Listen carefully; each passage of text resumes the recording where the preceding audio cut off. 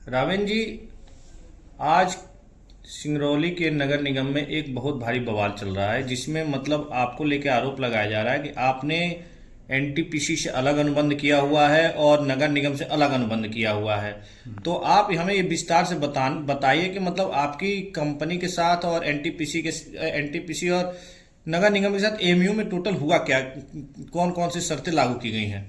अच्छा, इसमें अमित जी क्या है कि सबसे पहले मैं बताना चाहता हूँ कि जो नगर निगम से जो टेंडर जो हुआ था, ये क्लस्टर प्रोजेक्ट है। ठीक है, जो ये मध्य प्रदेश शासन से हुआ है, भोपाल से। और इसमें 1 से 45 वार्ड तक हमको काम करना है शहर में, जिसमें एनटीपीसी और एनसीएल भी शामिल है, जो कि वर्तमान में हम एनसीएल में काम नहीं कर रहे हैं।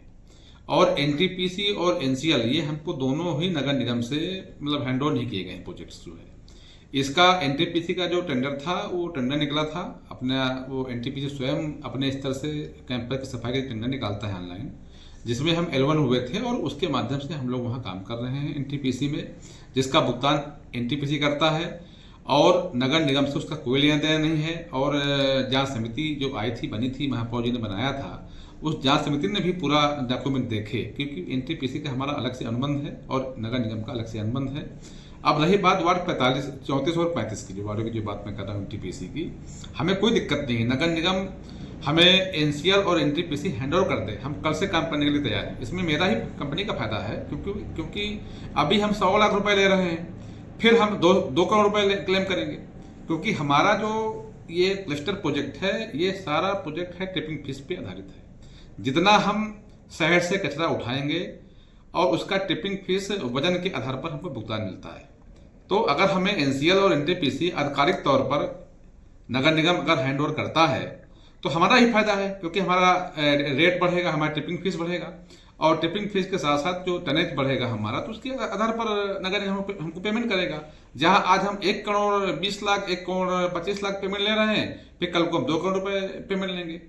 अभी तो नगर निगम की बचत हो रही ना, क्योंकि एनसीएल एनटीपीसी हैंड ओवर न होने से नगर निगम का भी आर्थिक लाभ हो रहा है, क्योंकि वहां का भुगतान नगर निगम को पे नहीं कर रहा है, ना हम वहां काम कर रहे हैं। और एनटीपीसी में सेपरेट टेंडर निकला हुआ है, और सेपरेट टेंडर में तो कोई भाग लेता है।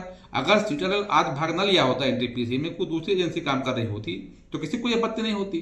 क्योंकि आज जो आपत्ति इसलिए हो रही है कि हम नगर निगम में काम कर रहे हैं और हमको ऑनलाइन टेंडर मिला एनटीपीसी का, तो सबको दिक्कत आ रही है, जबकि उसका भुगतान नहीं हम लोग ले रहे हैं। और अलग से यहाँ पर नगर निगम के स्वास्थ्य अधिकारी महोदय, डिप्टी कमिश्नर महोदय, इंडिपेंडेंट इंजीनियर जो शासन ने नियुक्त किया है, वो लोग इस बिल को वेरीफाई करते हैं प्रतिमाह जो है। अगर ऐसी कोई गलती होती तो लोग खुद हमारा भुगतान काटते और हमको उसके बाद पेमेंट होता।